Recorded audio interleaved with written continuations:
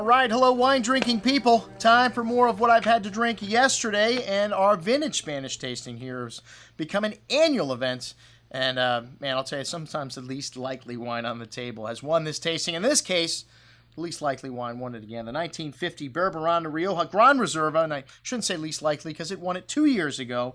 And this time, it got a first place vote from everybody at the tasting. I don't know if that's ever happened before, that we had a unanimous winner at one of these once-in-a-lifetime tastings. All the wines from the cellars of Dr. Bob Maliner. So I think we got really good examples. You know, the 1964 Franco Espinades wine, just good. I mean, I thought that wine tasted old, maybe the only disappointing thing on the table. The Berberana, though, just incredible. The 1950 had an array of mint, spice box, coconut, red berry fruit, still lively here. Some dried tobacco, some smoky notes.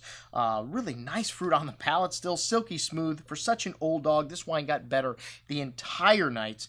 And like I said, a unanimous selection for first place. The 1964, not impressive to me, a bit dried out. The 1970 Berberana, very good if we didn't have the 50, because this wine was just the Reserva. It wasn't the Gran Reserva, but had some of that nice cocoa, some smoky tobacco notes, still some red berry fruit, nice silky smooth tannins, and still drinking nicely, but you know, not nearly as great as the 50. The 84 and 87 Lopez de Heredia Tondonia. The first one, the 84, just the Reserva, and this wine not nearly as impressive as the Grand Reserva, and that's what you'd expect. 87, a very good vintage also. The 87 showing that typical old-school Rioja, dill, coconut, red berry fruit, exotic spices. Really lovely freshness to this wine on the palate, though, and a lot of nuance on the finish. Silky smooth tannins. This wine really delicious. Excellent juice. The 84, like I said, just a little lighter, and maybe, you know, not quite as impressive.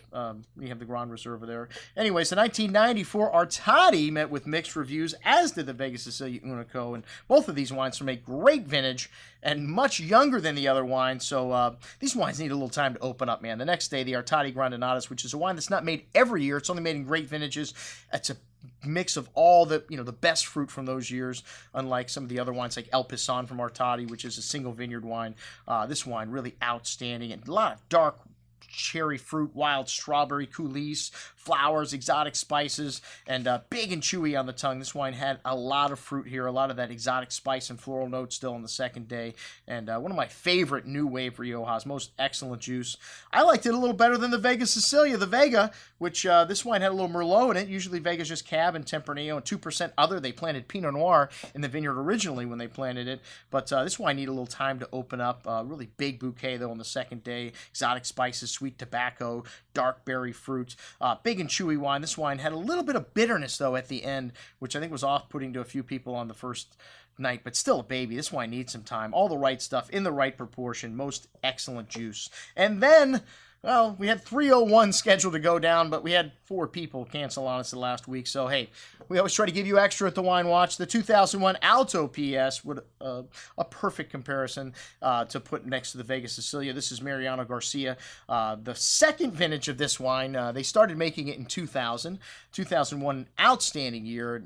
I know that because I was in Madrid with Mariano Garcia, Eric Solomon, on a trip, and we were tasting the first releases of these wines, and they still didn't have a name. He didn't know what he was going to call the top level wine, Alto, and he just decided on PS, and the first wine would be Alto, and both of these wines outstanding. The PS is at another level, though. Just a selection of the best fruit here. This wine had a nose of black licorice, dark cherry liqueur, exotic spices, dark cocoa, really big and thick. This wine needs another 10 years in the bottle, at least. Still a baby. Kind of infanticide opening it up right now anyways, but after a day, this wine really rich and chewy still.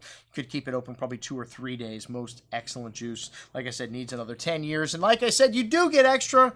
Even though we didn't open up the other 2 01s, we had wine left over the next day, man. We had Alto PS, we had Vega, we had Artadi Grandinadas. It was great. And, of course, Toro Albala Pedro Jimenez, which this wine is just north of the sherry region, and it's 100% that sweet sherry grape, which looks like motor oil. It's this lovely aroma of baked figs, dark brown spices, just really exotic and thick and chewy on the palate. You could pour this over ice cream, make a dessert out of it by itself, but has wonderful acidity, and it's the current release, man. It's amazing. You could find 30, 40-year-old wines that have just been released from Spain for $50, one of the greatest values we have in the dessert section in the store. check it out. We got it in half bottles and full bottles. I'll put both sizes on here for you, our wine drinking people. That's what we had to drink at our vintage Spanish tasting here at the store. I'm your host, Andrew Lampasoni, signing off for the Wine Watch, saying, remember, always drink the good stuff first.